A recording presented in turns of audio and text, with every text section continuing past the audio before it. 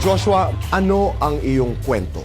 Sa trabaho po na pinagtulungan po nila ako. Tapos, nung nagsabi po ako sa pinakang-boss po namin, ang sabi niya lang po, bahala daw po ako. Ano ang iyong trabaho? Ano po, housekeeping po ako sa Parañaque po. Sa isang hotel? Yes po. Nag-umpisa po yung nagiinuman po, tapos sabi ko Sinong po, nagiinuman? yung mga katrabaho ko po, sila po yung unang nagiinom doon. Ito si Billy, si Vinson, at saka Si Edwin po. So kayo'y nakatira sa isang lugar lamang? Yes po, barracks po namin. Kung saan yung mga nagtatrabaho doon sa hotel, Yes ay dito po. nakatira? Yes po. Tatlo po kami. Si Billy po, wala po siyang pasok, day off niya po. So anong nangyari? Nung pag-uwi ko po, pumunta po ako sa kwarto ko po kasi may kanya-kanya po kaming kwarto. Tapos nagiinom po sila. Tapos paglabas ko po, niyayaya po nila akong minom. Sabi ko, magpapadala ako kasi nung time po na yun, nangiram po ako sa admin po namin ng pera kasi nga po yung asawa ko po naghanap po yung sa daddy niya po kasi buntis po eh. Tapos nagdano na po. Magkano ang hiniram mo? Hiniram po ako ng 2,000 po. Tapos yung pag-uwi ko nga po sa sa barracks, niyaya po nila akong mag-inom. Magkakaibigan ba kayo? Hindi po kami, Magkakasama lamang sa trabaho? doon ko lang po sila nakilala po. Ilang buwan ka sa trabaho? Wala pa po akong isang buwan doon. Wala pang isang Galing buwan? po ako Subic po, tsaka Olonga po Okay, po. so magkakakilala kayo? Opo. Okay. Magkakamag-anak po sila. Na umano sa akin. Pati yung amo po namin kamag-anak din po nila. Kaya Okay. So, pagbalik mo, niyaya ka nilang uminom. Pagkatapos, uminom ka ba? uminom po ako pero nung paubos na po sabi ko, ayoko na, kain na tayo. Gutom na sabi. Tapos nung nagsalita po sila, mamaya na sabay-sabay na tayo. Sabi ko, di sabay-sabay na tayo. Tapos yung parang may nagsalita po na salitang Ilocano po na damdaman, tabyugin tawol. Parang sa Tagalog po is, mamaya sapak-sapakin natin yung ulo. Tapos yung nag-CR po ko, yun na po. Pinagsasapak na po nila ako. Sino yung sumasapak sa'yo? Yung ano po talaga, yung pinakang tumama po ng mga suntok, yung Billy po, na magapin dito katapos dumudugo po. Samantala, yung Vinson at saka Vincent yung... po, sumisipa-sipa po siya. Tapos yung isang yung si Edwin po parang gusto niya pong hulihin yung ko. Kasi nasa loob po kami ng CR, tapos may humaharang po isa doon sa pintuan ng CR. Pinapasok po nila ako. Tapos nung nakalabas po ako, pumunta po ako sa amo namin para sana malaman din po ba nila yung mga nangyayari po sa amin. Ang sagot lang po sa akin, ikaw bahala ka, bago-bago mo lang, ganyan na kagad yung inaano mo. Tapos umalis na po siya, sumakay po ng L3, tapos bumaba po ulit yung Billy. Tapos sabi niya, nagsusumbong ka, tapos sinapak niya po ulit ako. Sabi niya po sa barangay, may kutsilyo daw po ako. Pero wala naman po nakuha sa akin yung barangay ng kutsilyo. Yung binabato ko po, pinakita ko po sa barangay, yung vape ko po. May kutsilyo siya. Pagsapak niya po, yung ibabato ko po sana sa kanya. Sandali, nagpunta kayo ng barangay. Opo, nagkausap po kami para gastusin niya po yung mga medical ganon. Sinong kausap mo doon? Yung tatlo? Yung tatlo. At nag-agree sila na sasagutin ang... Yung gastusin po sa ospital po. Nangyari po, nung na po ako, CT scan po, sabi po ni Billy na kung gusto niyo pa-CT scan, pumunta kayo dito kayo magpa-CT scan. Sabi ko, malayo nga kasi yung Parañaque sa Quezon City para kuhain lang yung pera. Sabi ko, isi-send ko na lang sa inyo yung kung ano yung kakalabasan tsaka kung magkano yung babayaran. Tapos sabi niya, di ako bibigay ng pera, mukha kayong pera. Ayaw din po ako pauwi ng mama ko sa Pangasinan kasi pag umuwi po ako sa asawa ko, baka doon din po nila ako anuhin. Nagpa-medical ka, di Opo, ba? meron po. Ang sabi po nung doktor po nun, balik kayo pag sumakit yung ulo mo. Kasi nga po, yung ulo ko po, may history po nung bata po ako, nalaglag po ako sa hagdan. May crack po yung bungo ko. Kaya gusto po ni mama na talaga ako sa ospital pa-CT scan. Okay, so nanatili ka doon sa tinitirhan nyo. Hindi na po ako bumalik dun sa may barracks po. Saan ka na pumunta? Bumalik na po ako sa magulang ko. Saan? Sa Quezon City po. Nakabalik ka ba sa trabaho mo? Hindi po. Ako po yung tinanggal nila. Kahit sinabi ko po na, Madam, papasok pa po ako, magpapahinga lang po ako. Kahit mga 3 araw po, tapos sabi niya, balik mo yung uniforme, di ka na pwede pumasok.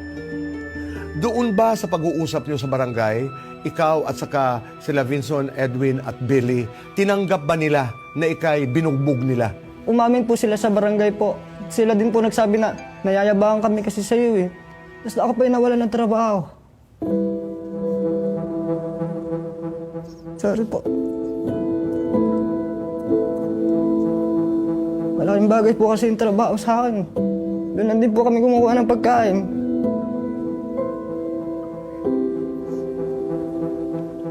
Hanggang ngayon wala kang trabaho? Wala po. Nangungutang lang po ako sa barkada ko pag bibigay po ako sa anak ko. Ano ang gusto mong mangyari? Magdidemanda ka ba? Tutuloy mo bang reklamo mo? Hindi na po ako magdidemanda kung papayag po sila tsaka magpipirma po sila or mangangako sila na hindi po nila ako gagalawin doon na pag may nangyari po sa akin doon is sila lang po yung may kasalanan kasi sila lang naman po yung naging ko doon, naging kaaway ko po eh.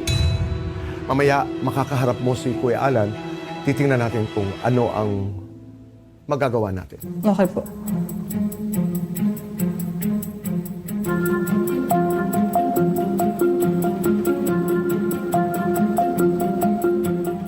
Tito Boy, hindi naman daw siya pinagtulungan that night. So parang typical na inuman lang. Tapos sinasabi nila medyo mayabang daw po si Kuya Joshua. So parang nagkainitan. So yung kapatid po ni Kuya Benson na si Kuya Billy, nasapak siya nung...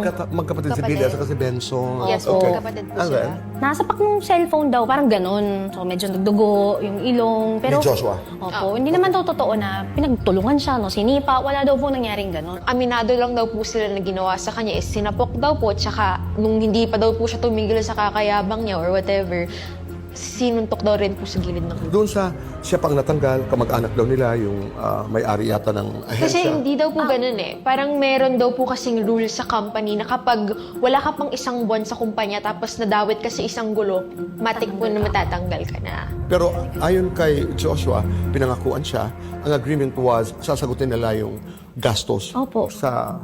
Nag-agree Totoo naman, daw. opo, nag-agree okay. po sila Pero dun sa napanindigan payment. ba nila daw?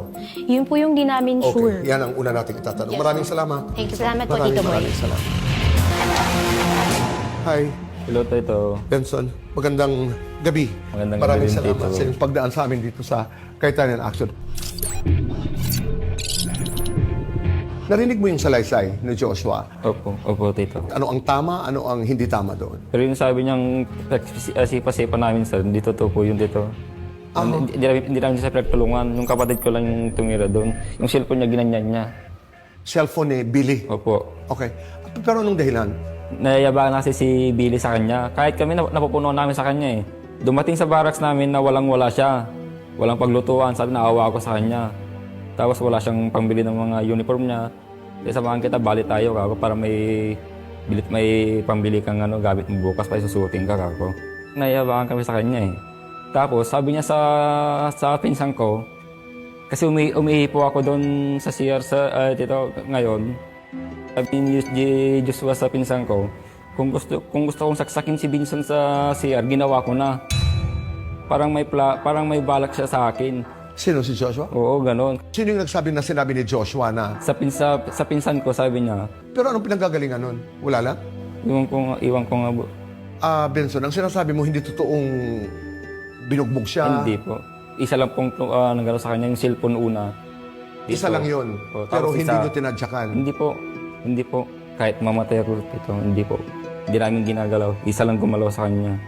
At Tapos, isang ganun lang. isang ganyan po. Sa mukha? Tapos, dito po sa ilong. Okay. Nagdugo dito. Tapos umaya, inawat namin. Tapos si Joshua, salita ng salita. Yung isa na naman, nayabangan na naman. Ginanyan niya kunti. Pero pagdikit lang ata sa mukha ata eh. Si Billy po. Ginanon. Tsaka hindi po totoo yung sinabi, nagsasalita ko po ako. So sino yung isang... Si Billy din po. si Billy yun.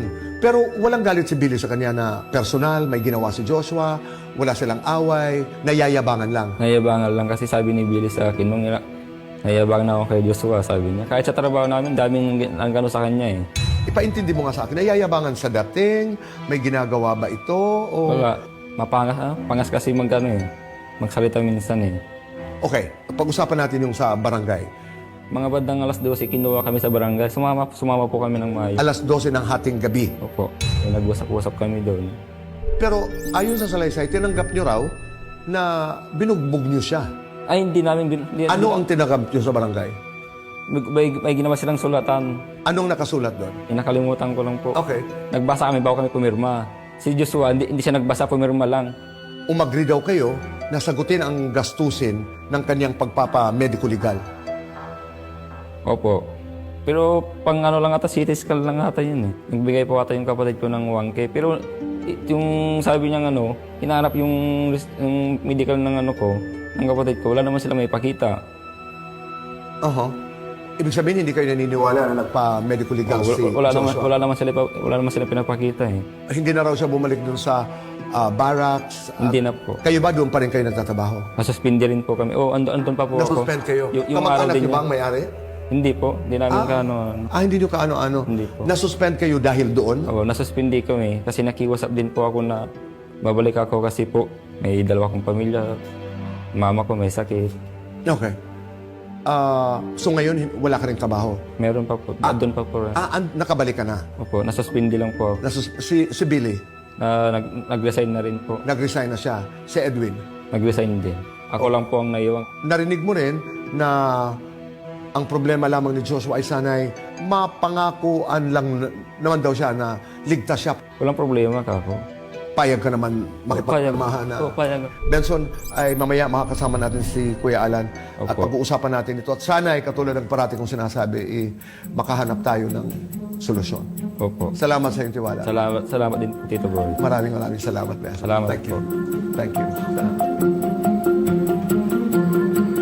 Ano naman ang reaksyon sa kabila? Fairness po si Joshua, sabi, mabait naman daw si Kuya Benson. Kaya nagtataka siya bakit that night na nagiinuman, feeling niya napagtulungan siya nung magkakamag-anak. Yung sinasabi ng mayabang siya, Hindi pa ulit-ulit na sinasabi na hindi daw ang niya problema ay alam kung maangas, saan yun nila inuhugot. Totoo yun. Tsaka noong una naman daw po nagkakasundo naman daw po sila. Dalawang version po ng kwento ang ating narinig mula kay Joshua, mula kay Benson. Mamaya po ay dito sa face-to-face ay makakaharap nila si Kuya Alan. Paghaharapin ho natin ang dalawa at titingnan natin kung saan mapupunta ang pag-uusap na ito sa pagbabalik po ng Kaitanen Action. Good boy.